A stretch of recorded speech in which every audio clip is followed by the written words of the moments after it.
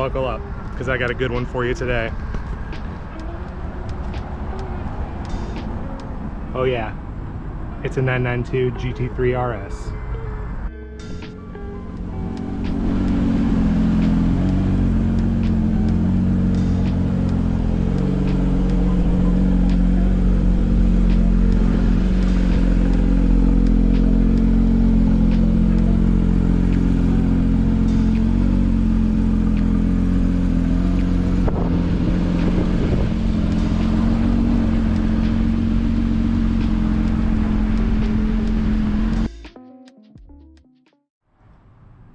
For a long time in Porsche world, the GT3 RS has kind of been billed as the race car for the street. For the most part, that's true-ish. The GT3 RSs are still built predominantly to be street cars. So I mean, if you look at the 996, 997, 991, and 9.2, they're always a little bit more aggressive version of the GT3 with a big wing, a little more power, more aggressive suspension, all that good stuff. This 992 generation is the first generation where I genuinely think you could call this a Porsche GT Cup car with number plates on it. Thanks to all this insane aero, which we're going to talk about as we get into this car was able to lap the Nürburgring Nordschleife in Germany in 6 minutes and 49 seconds. To contextualize that, that is about 8 seconds faster than Porsche's 918 Spider, and this makes about half the horsepower that car made. Porsche also claims that this car will pull 2.5 lateral G on a skid pad, which again, I mean, that's what open-wheeled race cars do. That's what like a Radical SR8 does. That's unheard of levels of grip in a street car. Obviously, I haven't driven this car on track. It's got 29 miles, but people who have driven them on track, from what I hear, say that it's not even like a road car. It is much closer to a cup car or a Porsche GT racing car than a street car, and apparently it is in another league compared to the 992 GT3. It is truly a dedicated track car that is capable of driving on the street. This car weighs 3,190 pounds. That's a weight Porsche quotes. I don't know if that means with or without a Weissach package. I don't know if that means with a full tank of gas, but that's the number they've given us. That number is about 33 pounds heavier than what Porsche quoted for the regular 992 GT3. And a lot of people have I've seen a lot of posts online talking about how it's silly that the RS actually weighs more than the GT3. But with all the aero bits on this car, I mean, look at this wing. This is a huge wing with hydraulic actuators for the drag reduction system, which again, we will get into. I mean, all that stuff adds weight, you know? This car does make more horsepower than the GT3. I believe these are 518 horsepower in US trim out of a 4-liter naturally aspirated flat 6. But with all of the stuff this car has to keep it light, it's still got active aero and all that, you know, things that are going to make it heavier than a regular GT3. So talking about the differences from this car, up front is as good a place to start as any. One thing you'll notice, unlike other Porsche GT cars in the past, there aren't big scoops right here. The reason for that being, typically on a 911, you'll have 3 radiators or heat exchangers. You'll have one there, a big one in the middle, and one over here. To maintain the aero profile on this car, Porsche actually moved it to one giant central radiator in there.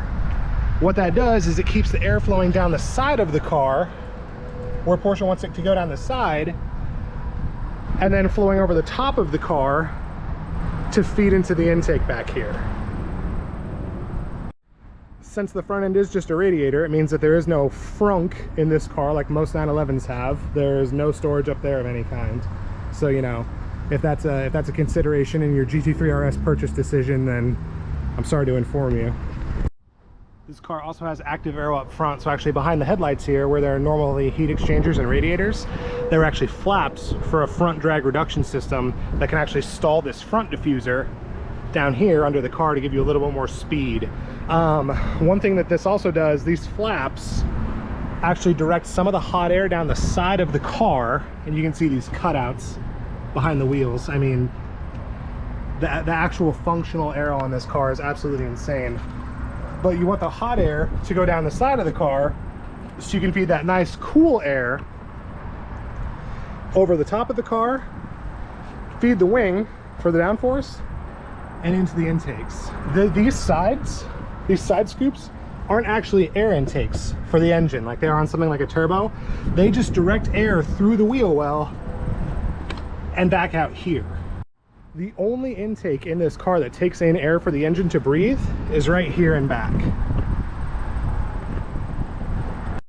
And not only do these fins help to dissipate heat from that giant central radiator, Porsche claims they add front aero as well, which, I mean, I'm inclined to believe just about anything the Porsche GT department says about this car. You can also see these roof fins. If you look closely, they're curved to the outside of the car. Those also deflect that hot air coming up away from the intake, so the car isn't sucking in its own hot air from that central front radiator. So anything that goes over the roof and into the intake is just nice, cool, clean air. All the hot air is pushed through the wheel wells here and down the side of the car and away. It'd be difficult to talk about this car without talking about this giant rear wing. This is the largest rear wing ever fitted to a Porsche GT or RS department road car. It is also the first time Porsche has ever fitted a wing to one of their road cars that's higher than the roof of the car. You can kind of see it there. But yeah, hugely impressive rear wing, a huge rear wing in its own right, and a record setter for Porsche. One cool thing too is when you have it in the high downforce mode, this one says Porsche across the back in green, which is kind of fun. With all these scoops and slats and fins, you would probably guess that this car does make a meaningful amount of real downforce, and that is the case. Porsche quotes this car makes 860 kilograms of downforce at 285 kilometers an hour, which is about 177 miles an hour. The car is actually so draggy that it has a lower top speed than the regular GT3. If you want to buy a GT3 RS, you're going to have to make do with only 184 miles an hour. And to achieve that 184 miles an hour, you actually have to use the DRS system, which stalls this rear wing. It moves this flap up to increase that opening, and it stalls the front diffuser as well, like we talked about behind the headlights. That makes the car more slippery in the straights to get you to that top speed, but then still gives you the downforce you want in the corners. Another cool thing about the 992 GT3 RS specifically is that if you've been around 992 generation 911s, you'll know a lot of people don't like the door handles that fold out when you unlock the car. They can be a little bit finicky. This car, because it has these huge cutouts in the doors, these doors are actually proprietary to the GT3 RS. And look at this. Look at that normal handle. Carbon inside. I talked about the engine a little bit. I can't show it to you. None of this stuff opens up back here. But it is a 4-liter flat 6, naturally aspirated. It's based on the same engine shared in the 911 GT3, the 992. It's 518 horsepower in US trim. To get a little bit more power out of it, because there's no turbos, no supercharger, no anything, so it's good old-fashioned engine tuning. They revised the camshafts and the cylinder heads to give it a little bit more flow and also handle oil distribution better at high lateral G on the track. Peak power is 8,500 RPM, and the red line on this engine is an insane 9,000 RPM. The gearbox is also very interesting. It's the 7-speed PDK shared with the GT3. It's not the 8-speed like most 992 911s have. Losing that one gear, Porsche says, saves 44 pounds of weight out of the gearbox, which is not insignificant. They also gave this car a shorter final drive ratio than the normal GT3 to give it a little bit better acceleration. So now we can kind of talk about the spec of this car by itself. This is a 2023 GT3 RS. As you can tell, it's got Python green wheels and decals everywhere. That is part of this tribute to Carrera RS 2.7 package that Porsche is doing on this car. It's a tribute to the Carrera RS 2.7 from the 1970s, the race car. This car is also fitted with Porsche's Weissach package, which is $33,520, but I would guess that most GT3 RS owners are probably going to get it. It gives you the carbon hood, carbon roof, carbon mirror caps, and window triangles, which are deleted. The carbon mirror caps on this car are deleted for that Tribute to RS America package. And then it gives you some trick race car stuff that I can't show you. It actually gives you carbon anti-roll bars or sway bars and carbon coupling rods in the suspension. So obviously I can't get the car in there and show you that, but when you have carbon fiber suspension bits, that is directly out of the race car playbook, and pretty crazy to see on a Porsche GT road car. And if you guys notice, I'm filming the passenger side of the car a lot. It's because it's very windy here today in Omaha, and I don't want the wind noise to impact the video too badly, so I'm hiding in this little corner of the Bentley store where there's no wind. So hopefully you guys can hear me talk about this thing. Maybe we'll have to get a future voiceover Preston in here to talk about the car a little bit more. Part of this Tribute to RS package, Tribute to Carrera RS package, it's standardized as the Visoc package. So the carbon hood, carbon roof, what would be carbon mirrors, carbon window triangles, and magnesium wheels are all standardized on these cars. And then the Tribute to Carrera RS package gives you all the green accents. It gives you these cool decals on the wing uprights. And then there's some stuff in the interior we'll look at as well when we go in there. Those wheels are full magnesium. They also have little holes cut out of them to save weight. I would hate to think what a replacement set of one of these would cost. Now's also a good time to mention this car does have the PCCBs, Porsche carbon ceramic brakes, or carbon composite brakes, I think is how Porsche phrases it, but not standard. On the GT3 RS, you do have to order those. If you're going to track the car, something I would probably recommend. Big front rotors there. And I love that you can do PCCBs now with black calipers, because the yellow ones were a little bit garish depending on the spec of the car. Oh, look at this. I mean, there's just holes in the car. You can just see right through it. Absolutely mental. With this Tribute to Carrera RS package, you can also get the roof painted. It's carbon regardless, but you can get it painted. And you can also get the hood painted. Our Porsche store actually got another one of these that's pretty close to this car in terms of spec, with the painted hood and painted roofs. They're painted white. I'll insert a photo of that car here. And now let's look inside the GT3 RS. There's your Tribute to Carrera RS tread plates. Porsche's only making 125 GT3 RSs with this package, and they're only in the US. So this is one of the 125 US cars that will get that package. You see carbon door handles. This is your door puller to get you out, unlike other RS cars in the past. Porsche's awesome carbon bucket seats. You see the whole shell of the seat is carbon fiber. Let's climb in here and see what it's like. Carbon door handle. Python green mirror, Python green stitching, carbon in the dash. You've got the classic 911 5-gauge layout here. Steering wheel with some buttons that we'll talk about. The GT3 RS is PDK only, so you'll only see the PDK gearbox in this. This is cool too. The key is painted white and green to match the car. Got a Visoc badge on the dash, and this car has a whopping 29 miles on it. She's brand new in the wrapper. And before you guys blow my DMs up, this car is sold, as you can imagine. So we'll go ahead and wake it up here because I am dying in the heat.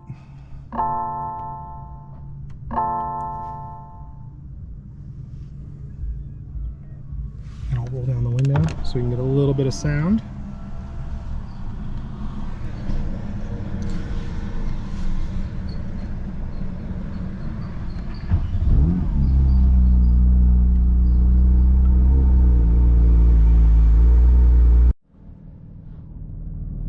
Here's the interior of the 2023 GT3 RS when it's turned on. Pretty standard 992 stuff in here. If you've been in a 992 or seen a 992, all of this stuff is pretty familiar. There's a cool little GT3 RS in the screen. Climate controls down here. Automatic climate control, which is nice. Like I said, your PDK shift handle. your little GT3 RS insert right there. The goofy 992 cup holder. Again, if you've been around 992s, you'll know opinions are kind of divided on those. RS pressed into the armrest, which is cool. It's embossed in leather, feels very nice. You can see you've got this race tech on the doors and on the seats. Back seat delete in the GT3 RS. And that big old wang. You can even see it in the rearview mirror. But you never really escape the wing. So we've got to talk about these.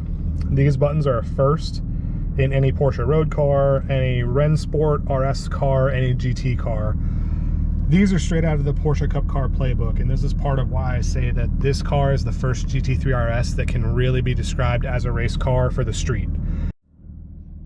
PASM is Porsche Active Suspension Management, so you can see if we go ahead and push that button, it pops up in the gauge cluster here. You can actually control the suspension compression and rebound front and rear in real time as you drive the car. So you can actually dial it in. If you're going into a corner and there's a bump or the curbing upsets the car, you can actually back these off. The Porsche GT department also claims that you can actually slacken these off and set them up in a way such that this car actually rides softer than the regular GT3. PTV Plus, because this car does have an electronically controlled limited slip rear differential.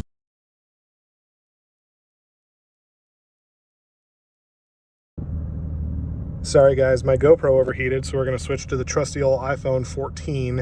What I was saying is PTV Plus is actually your differential control. So if you push that, you can actually control the lock and slip of the rear differential on acceleration as well as deceleration to control how the car will exit the corner. Again, this is stuff never before seen on a road car. This is all straight out of a GT car, cup car rather, a Porsche race car. And it is pretty crazy to see it in the GT3 RS.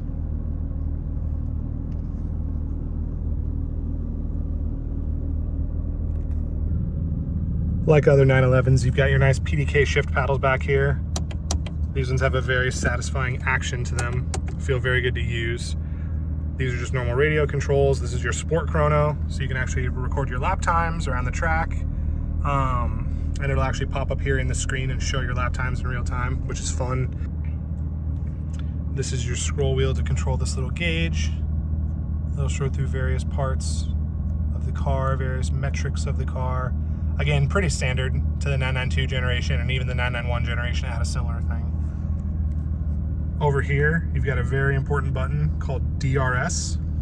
That stands for Drag Reduction System. The old iPhone 14 doesn't want to lock onto it. Essentially what DRS is when you're in the straights, you can push that, and what it will do is it will stall out that huge rear wing as well as the DRS system under the front end of the car. And what that will do is it will make the car slipperier. So you can actually be faster on the straights while you hold that down, hit it again, and the wing will go back into place and the front aero will go back into place. And you can kind of see right there a little illustration of it.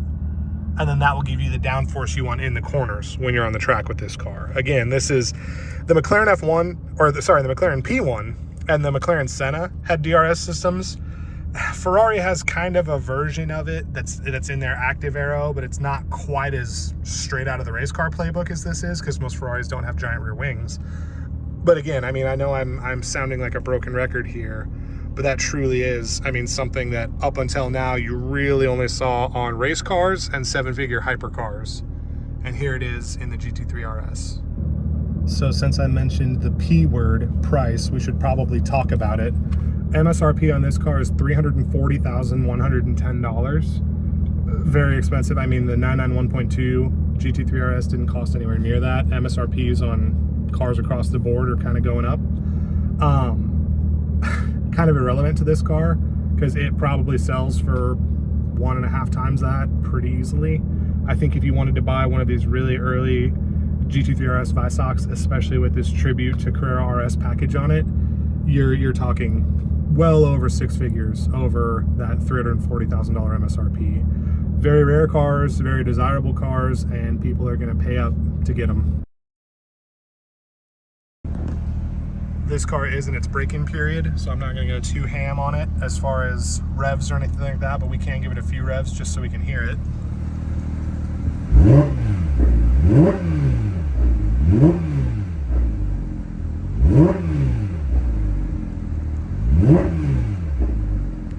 And that's only 3,500 RPM. You can see we've got 9,000 RPM to play with. It is wild how fast Porsche gets these 4-liter flat sixes to spin. So there you go, guys. This is the 992 generation 911 GT3 RS. Hopefully you found this video educational. If you did, please drop a like, subscribe to my channel. I will have access to all kinds of cool cars like this in the future. So hopefully we can make some videos about them and talk about them. But thanks for stopping by, and I hope you catch you on the next one.